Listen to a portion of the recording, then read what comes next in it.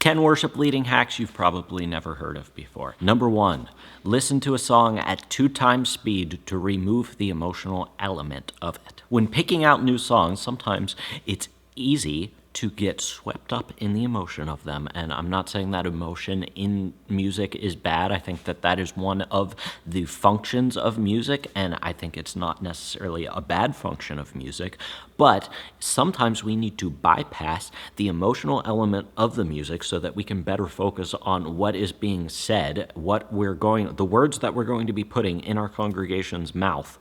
We need to actually understand what the song is saying. And so I've found the best way to do that, one of the ways, first of all, you can just turn the music off and just read the lyrics of the song. But if you still want to get a feel for the song and listen to it, but not be swept up in the emotional nature of it so that you can focus on the theological truth in it or lack thereof, play it at 2 times speed, and it will sound funny, and you will still get the feeling of the song, but it will remove the emotional nature of music for a moment, and that will help you determine whether there is any theological truth in the song, or if there is good theological truth in the song, or if you were just singing roar, roar, roar, roar for 7 minutes straight. Hack number 2, when you're picking a key to put your worship song in whenever you lead it on Sunday, I like to err on the side of putting my songs in a congregational key, as opposed, and not that it's really opposed, but as opposed to picking what key is best for myself. Usually those 2 things will be close, so don't hear me that those 2 things are opposed and you either have to pick one or the other. But if I choose between making myself sound as best as possible or having the opportunity for as many people in my church to sing as possible, then I will always choose as many people in my church being able to sing as possible as opposed to me sounding as good as possible. The hack is this: when you want to pick a key for your song that will be friendly for your congregation, try to fit the melody range between a C and a C. I'll show you what that means on guitar here. If you are a guitarist, that is from the 3rd fret of the A string up to the 3rd fret of the G string. Your melody should fit somewhere in between there. Now, in a lot of these modern worship songs, you aren't going to be able to fit it perfectly in there, but I try not to go above a D whenever I'm singing. Sometimes I'll go up to an E flat, but the majority of your song should be in that range if you want as many people in your church to be able to sing as possible, because between all of the different vocal ranges, male or female, generally people can sing between that range. That is sort of the overlap, and the females may sing an octave higher than the guys, but they will all be able to sing in that range. That's why we keep it in that range. So let's take a quick example. Let's use the song 10,000 Reasons. 10,000 Reasons is originally in the key of G, I believe, which means that it sounds like this in that really high part. Sing like never before, oh my soul, I worship your holy name. That melody goes up to an oh my soul, which goes all the way up to an F sharp, and that is the original key, and it's the key that a lot of people do it in. So we don't want to go up all the way to an F sharp, and really a lot of the chorus kind of sticks around to a D or an E somewhere up here, but remember, we want to try to keep it down to a C down here. So what do we need to do? Well, we need to move it down 2 steps at least to get the average range down to a C or D, but that's going to put us in the key of F, which is kind of weird. So let's go to the key of E instead, and what do we have? Sing like never before, oh my soul, I worship his holy name. So now we're just going up to an oh my soul. So now we're just going up to an E flat instead of an F sharp, but most of the chorus actually sticks around that B to sometimes it goes up to a C sharp, but around that range, which puts us right around the high C, which is as high as we want to stick around. Hack number 3 is a super simple way to set up pads, even if you don't have click tracks or computer or anything. It looks like this. Here is my jumbled mess of pad cables, but it's actually really simple. So here's what we've got. The base of it is this volume pedal here. So what this allows me to do is to turn the pads up or turn them down without using my hands. I just use my foot to do it. Now, here's what's going into that. We've got just an old tablet. You could use your phone, you could use a computer, you can use whatever you have on hand, but all you need is it needs to be able to play pad sounds. So I got these from Carl Vercade. I'll link those down in the description below. They're free.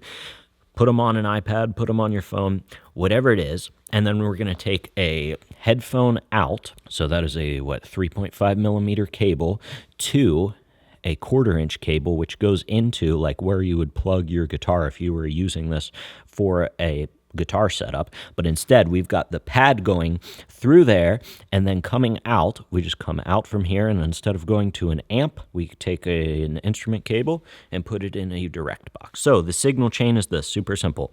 Tablet, headphone out right here, going into the volume pedal with a 1/4 inch instrument cable. Then we use this to control the volume of the pads, which means we can bring the pad in and we can take it out. And then we just take a regular instrument cable into a direct box over here, run that to a channel on your board. If you want a more thorough breakdown of that setup, you can check out the video that I'll link in the description below where I run through that setup in detail. Hack number 4, if you want to grow your worship team, the first step in the process is actually having a process. And the best first step in the process I have found is to set up a worship team application form for your team. And the best way that I've found to do that is to just use Google Forms. And that way you can have a spot on your church's website where it says, hey, if you want to sign up for the worship team, fill out this Google form, and then you have a link to the form, and then when they fill it out, you get an email, hey, somebody filled out an application to join the worship team, and then boom, you follow up with them with whatever the rest of your process is. Now, that's sort of the hack, but more of the hack is I've already made a Google form for you, and you can find that linked in the description below. It's called the Worship Team Toolkit. It's called the Worship Team Toolkit because it's not just a Google form that is part of it that I have all set up for you. You can just copy and paste whatever that looks like and use it in your own worship ministry right now. But I also give you my worship ministry guidelines that I hand out to every new member that joins my worship team. So set up the form on your website. It becomes automated then, and it becomes an easy invite if somebody says that they want to join the worship team, or if you identify somebody in your church who you think might be a good fit on the worship team. They can fill out this application form. You just say, hey, I think you'd be good on the worship team. Why don't you go to whatever your church website is, .com/worship team application, or whatever you want the URL to be, and then they go there and they fill out the form and you get an email and you follow up with them. Just a super simple way, as opposed to, why don't you come to practice a couple times and we'll see how you do.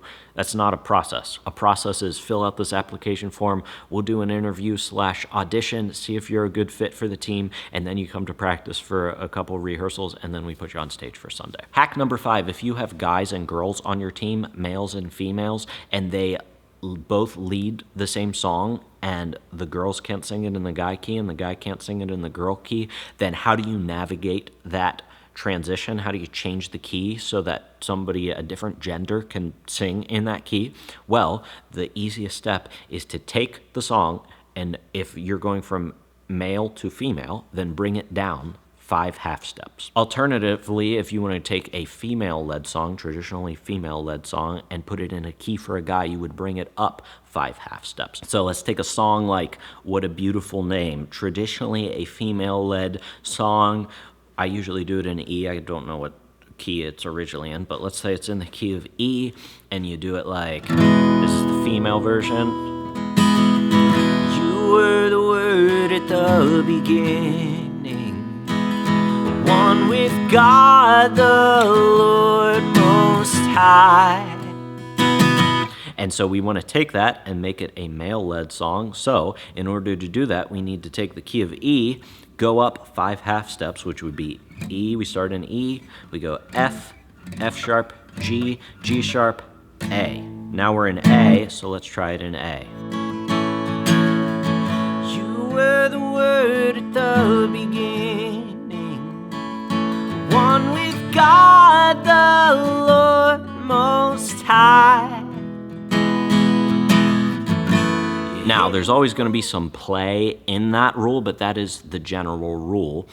Or you can just do what I always say to do before and try to keep the song between C and C, and a guy or a girl should be able to sing it. But if you're not going to follow that rule, That's how you transition from a guy key to a girl key or a girl key to a guy key. If it's a guy key, bring it down 5 half steps to get to a girl key. If it's a female key, bring it up 5 half steps to get to a male key. Speaking of changing keys, here's a great website if you want to change the key of audio recordings that you have legally purchased. Check out Transposing.com. This is put together by Planning Center. All you do is load your song onto that website, just upload it to the website, click a couple relevant buttons to change the key, and then boom, it'll spit out the song in the new key. And yes, sometimes it'll sound kind of weird, and I probably wouldn't go over, 4 or 5 half steps of changing the key, because then the person's gonna sound like this. They're gonna be like, oh, the overwhelming.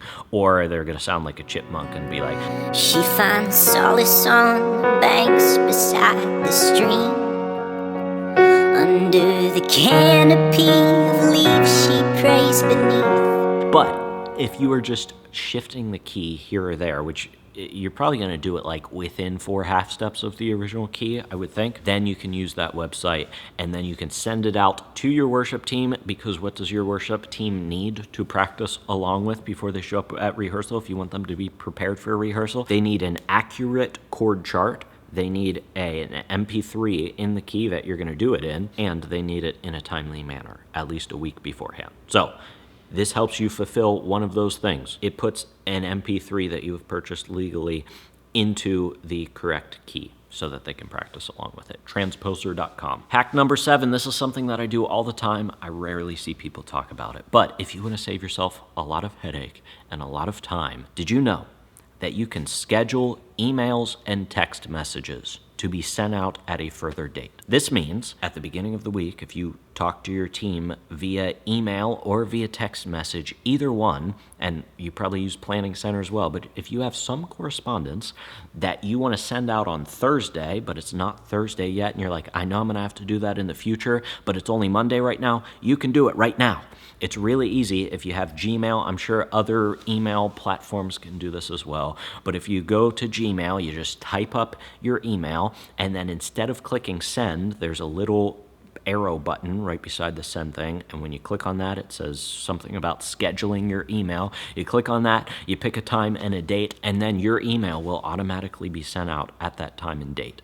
I can't tell you how useful this is to batch all of your communication together. So if you are sending out weekly emails to your team, don't think I've just got to sit down on when I actually want to send it out, or even I'm going to pull up a draft that I've already written if you're trying to do that, and then I've got to actually click the button when I want to send it on that specific day. Just schedule it ahead of time. When you come in to church, or maybe you're part-time at church and you aren't there on, Monday morning, but you would like to send out the song list on Monday morning, but you're doing other things during that time, but you have time to pick out the songs on Sunday night or whatever it is, just schedule the email in advance. You can also do this with text messages, and now you can batch all of your communication at the beginning of the week and not have to worry about sending out messages throughout the week. Hack number 8, I can't go without giving you my favorite guitar hack in the world. It involves a capo, and your playing will go from sounding like this. If we go on capo 2, we're playing D shapes.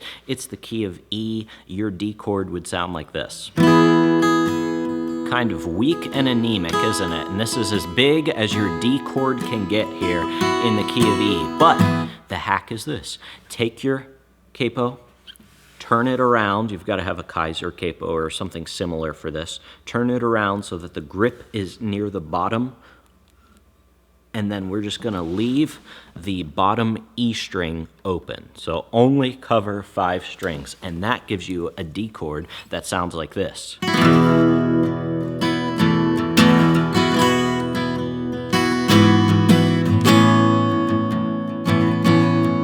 can even play it super big like this.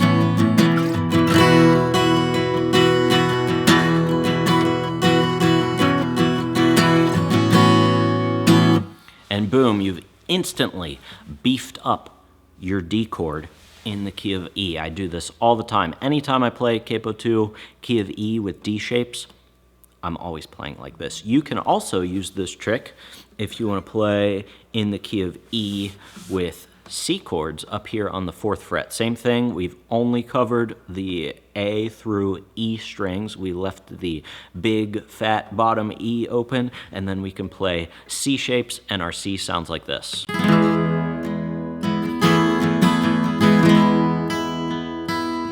Before the throne of God above, I have a strong and perfect plea, a great high priest whose name. Now you're an advanced guitarist. Hack number 9 when it comes to musically arranging your worship songs, maybe first of all the hack for you is just to arrange it in the first place, and you need to actually sit down and think about who's going to come in where, because you don't need all 4 of your vocalists to come in on verse 1 and sing the whole way throughout the song. But the actual hack is, if you have no idea how to do that, just listen to the original recording.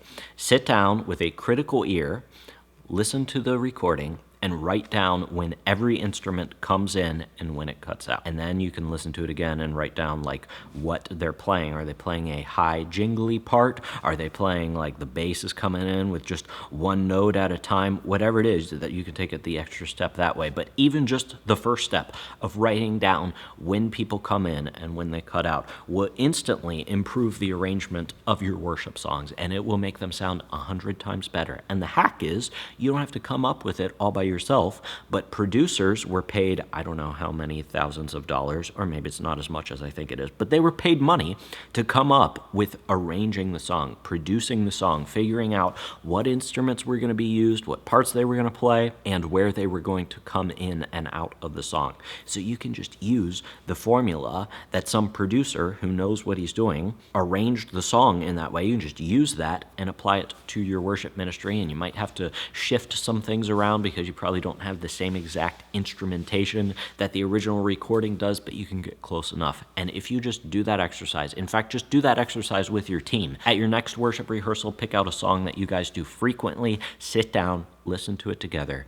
Tell them, listen for your specific instrument's part, and hear when it comes in and when it cuts out. And then when we play the song again, we're going to follow that pattern and listen to how it changes the sound of your worship team musically, because you're actually arranging your songs now. And hack number 10, if you can never figure out what you're going to say whenever you're leading worship and you're like, how do I know what to say when I'm leading worship? Well, what if I told you that God has given us everything that we need to say right here in the Bible, specifically in the Psalms. The Psalms is like a book of speaking transitions for worship leaders. It's so good and it's so easy. There is everything that you need in the book of Psalms, and all you have to do essentially is to just read a psalm. You can start with, I don't know, let's go Psalm 71. In you, O Lord, do I take refuge. Let me never be put to shame. In your righteousness, deliver me, rescue me, incline your ear to me, and save me. Be to me a rock of refuge to which I may continually come. You have given the command to save me, for you are my rock and my fortress. I mean, just imagine that picture right there. Be to me a rock of refuge to which I may continually come. Church, we have the rock of refuge, which we can continually come to. His name is Jesus Christ. He has saved us forever. We are secure in him, and it was a once-for-all thing that happened when he laid down his life so that we can constantly come to God, our fortress, our protector, our rock. We are secure in God through Jesus Christ. So let's sing "A Mighty Fortress is Our God," or something like that. All that was me reading the Psalms and just reiterating what it says and applying it to the specific context of a church gathering. Now, if you're still afraid to do that process, I've got something down for you in the description below. It's called 5 Worship Speaking Transitions you can use this Sunday. In those speaking transitions, I give you 5 word-for-word scripts that you could use this Sunday. Just pick one of them, but they're all based on Scripture, so you never have to worry about saying something that isn't scriptural. I give you the word-for-word speaking transition, so you know exactly what to say, but I also give you the bullet points of what the main idea of the speaking transition is, so that you can memorize the bullet points instead of just a word-for-word script, which means that your speaking transition will come out naturally and authentically in your own words. They're also the perfect length, like a minute to a minute and a half at the most. Most of that is scripture reading, so check that out if you need help with what to say between worship songs in the description below. Check it out. Other than that, thanks so much for joining me. Till I see you in the next video. Keep leading worship well.